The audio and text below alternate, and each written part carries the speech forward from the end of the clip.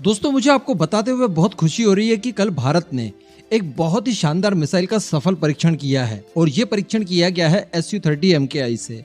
मैं आपको बता दूं कि इस परीक्षण को कंडक्ट करने के लिए हमारे सारे ऑर्गेनाइजेशन एक साथ आए, यानी DRDO, navy, HAL, Indian air force और साथ ही ब्रह्मोस एरोस्पेस। और इस टेस्ट के बाद हम लोग ये बड़ी आसानी से कह सकते हैं और बड़े गर्व से कह सकते हैं कि भारत के Su-30 MKI की प्रिसीजन स्ट्राइक कैपेबिलिटी इस समय रफाल की कैपेबिलिटी से कई ज्यादा बढ़ चुकी है और ये भारत के लिए यकीनन एक सम्मानजनक पल होगा। मैं आपको सारा कुछ डिटेल में बताने वाला हूँ, आप बस वीडियो को एकदम एंड तक देखते हुए बस चैनल को सब्सक्राइब जरूर कर दीजिएगा। दोस्तों अगर बात की जाए रफाल की, तो रफाल को लेकर हम लोग थोड़े से ज्यादा ही उत्साहित थे। हम लोग बार बार ये कहते थे कि रफाल एक निश्चित दूरी से स्ट्राइक करने में पूरी तरह से महारत हासिल कर चुका है और जो रफाल की स्कैल्प मिसाइल है उसका कोई भी तोड़ नहीं है। ऑब्वियसली वो एक यूरोपियन मिसाइल है, उसकी रेंज बताई जाती है 300 किलोमीटर के आसपास और उसकी जो स्पीड है वो 0.8 मैक से लेकर 0.9 मैक तक की है। लेकिन हम लोग हमेशा भूल जाते हैं कि भारत के पास एक ऐसी क्रूज मिसाइल है जो कि दुनिया की नंबर 1 मिसाइल है और वो कोई और नहीं बल्कि हमारी ब्रह्मोस है, जिसकी स्पीड बताई जाती है 3 मैक के आसपास। 3 मैक ऑलमोस्ट 3 गुना ज्यादा ताकतवर है और अभी चूंकि हम लोग MTCR के सदस्य बन चुके हैं, इस वजह से लगातार हम लोग ब्रह्मोस की स्ट्राइक रेंज को बढ़ाने के लिए कोशिश कर रहे हैं और हमने बढ़ा भी लिया है। हमने ब्रह्मोस का ER वेरिएंट तैयार कर लिया है जिसकी रेंज ऑफिशियली इस समय बताई जा रही है 350 किलोमीटर, जो कि हमने 290 किलोमीटर से 350 किलोमीटर तक पहुंच चुके हैं। और कई जगह तो ये भी बताया जा रहा है कि इस मिसाइल की रेंज 450 किलोमीटर है और कल एक्चुअली इसी का परीक्षण किया गया है। यह पहला मौका था जब Su-30 MKI से एक्सटेंडेड रेंज ब्रह्मोस मिसाइल का परीक्षण किया गया था। इसने अपने डेजिग्नेशन टारगेट को पिन पॉइंट एक्यूरेसी के साथ मार गिराया है।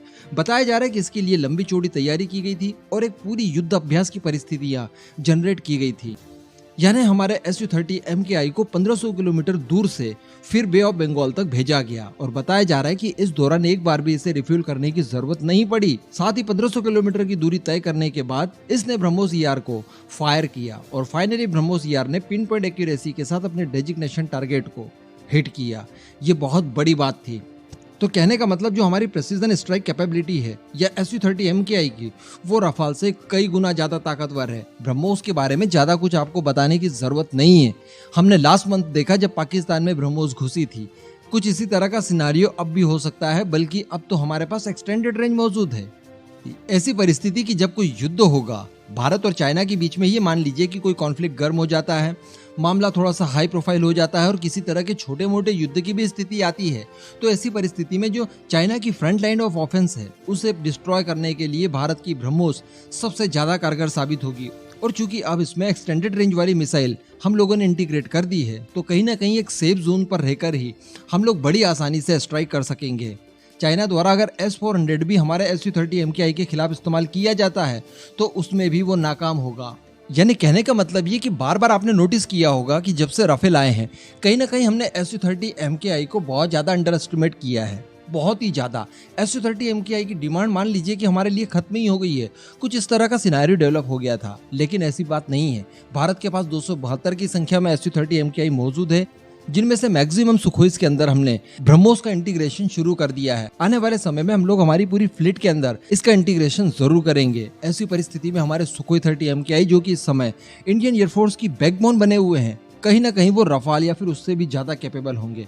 आप ये बात जरूर जानते होंगे कि फाइटर एयरक्राफ्ट कितना भी ताकतवर हो, लेकिन अगर उसके पास उपयुक्त टाइप के और उसको डिजर्विंग हथियार अगर नहीं दिए आपने, तो वो उतना ज्यादा अच्छा परफॉर्म नहीं कर पाएगा जो आप चाहते हैं। लेकिन अगर फाइटर एयरक्राफ्ट में कहीं ना कहीं थोड़ी बहुत कमी बेसी भी है, लेकिन अगर उसका आर्मामेंट तगड़ा है तो यकीन मानिए वो काल बनकर दुश्मनों के ऊपर टूट सकता है। आने वाले समय में हम लोग देखेंगे कि हमारे Su-30 MKI के अंदर ब्रह्मोस के साथ साथ हमारे शॉ का भी इंटीग्रेशन होगा।